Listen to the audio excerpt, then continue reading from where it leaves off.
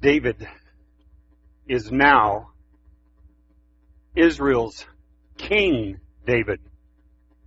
He desires to have the Ark of the Covenant brought home to Jerusalem for political authority. It would give him the seal of Moses' authenticity. But David, being a man after God's own heart, transcends such a simple analysis. The Ark coming to Jerusalem is not primarily a political gesture. It is principally a worship signal. And by this, David is making a most powerful statement. Yahweh is King of the kingdom. Yahweh is Lord of the land. The earthly king acknowledges the heavenly king. It is on this day, in this text, 2 Samuel 6, before Yahweh, that David will dance. And so the ark is taken out of cold storage. The ark. It's been unused. A dangerous and neglected relic for 3+ decades. Maybe it had become a bit of an embarrassment, a remnant of old ways, a religious symbol of the ancients, maybe a primitive war charm far before the days of kings and standing armies and modern weaponry. But David hasn't forgotten. For him, the ark is a living symbol of a deep reality. Unless the Lord builds the house, the builders build in vain. And unless the Lord watches over the people, the watchmen watch in vain. So David brings the ark to Jerusalem. And as it comes, David dances. He dances the dance of outburst of joy. It is a display of trust and surrender. Someday the Apostle Paul will say it this way: offer your body as a living sacrifice, holy and pleasing to the God, which is your spiritual act of worship. Worship. David does. David dances. But then things go tragically wrong. A man dies, struck down by a fiercely angered God. Welcome. This is our 11th sermon in the series, Route 66, a road trip through the Bible.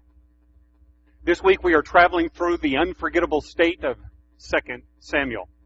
The Old Testament book of 2 Samuel has 24 exciting chapters concentrating on David of Bethlehem. There's a little concern, a little space given to Israel's outgoing king, King Saul. We also get to meet in this book Nathan and Gad, the prophetic duo who have kind of taken up the spiritual mantle of the great prophet Samuel. Chapters 1 through 9 set out kind of the basic story of David's rule. The most significant part, which comes in chapter 7, David's covenant with God, that establishes David's dynasty forever. Chapters 10 through 20 narrates David's sin with Bathsheba.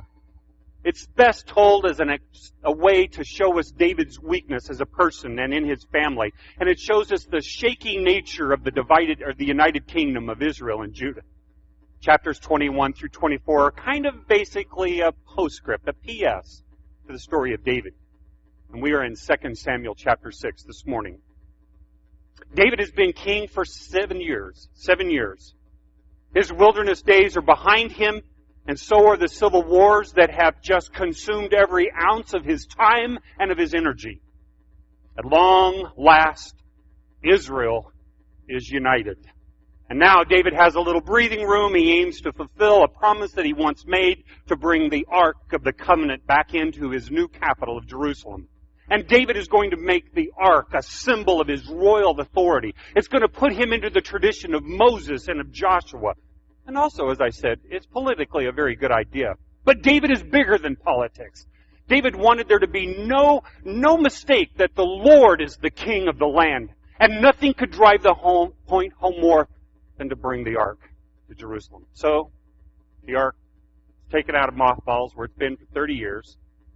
The feeling that you get in reading 2 Samuel is this. Transporting the ark would be a little bit akin to you and I transporting radioactive material, say tons of it. One slip, and it's all over. And sure enough, today in our story, there is a spiritual Chernobyl that takes place on the way to Jerusalem. David gathers the ark retrieval team near the home of a priest named Abinadab. His two sons, Ahio and Uzzah, are the transportation captains of this venture. They load the ark on an ox-drawn cart and begin to wheel their way toward Jerusalem. Trumpets blast and songs erupt, and all goes well for a couple miles until they hit something. Something we know all too well at this season of the year around here. Potholes. The oxen slip. The wagon skids. The ark shifts. And Uzzah, sensing that the box is about to become unsteady, reaches out his hand and...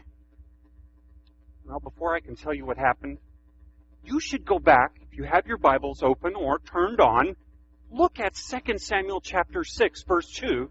Look what the ark is called. Notice that the ark is called the Ark of the Name of the Lord Almighty. You know, the ark. It's a literary device to avoid saying the very holy name of God. It would be like me telling my two sons, guys, go outside and prepare that thing for transportation. You know, that powerful box that of the eternal, you know, just go get it. It was that holy. So before I tell you the tragic end of the story, I can't underscore enough that this assignment was a daunting task given to the two brothers, Uzzah and Ahio. The sons of Abinadab should have known better how to transport the ark. After all, the brothers were priests, Kohathite priests, descendants of Aaron himself. And the ark had been kept in the father's house. They had, we might say, kind of grown up with the ark. They had seen this small, about 3 foot 9 inch tall, maybe somewhere around 2 feet 3 inch wide box, which was a treasure chest of Israel's most precious artifacts. For inside you could find Aaron's walking stick. A miracle of a stick, if ever there was. It not only sprouted, but then budded, then blossomed, and then produced almonds in a miracle. Also inside was a jar, a gold jar of unspoiled manna, the only in the world. And maybe the greatest relic of all inside were the precious stone tablets, which had felt the very etching finger of God himself. The 10 Commandments. Now maybe the boys had observed this rectangular box one too many times, with its gold heavy plate on top called the mercy seat, which kind of served as a lid for the container. And there, 2 cherubim, angels sort of, sat there crafted with outstretched wings, facing each other while looking down into the box. Looking down, they represented the very majesty of the law, God looking over his law and God looking over the needs of his people, Israel. Now maybe, as we think of this ark, the ark symbolized God's provision, the manna, God's power, the miracle stick, God's precepts, the commandments. And maybe what the 2 boys, and maybe the entire nation of Israel had forgotten to some extent, was this was the actual place of the presence of God. Faith lesson early on in the sermon, the holy had somehow become humdrum.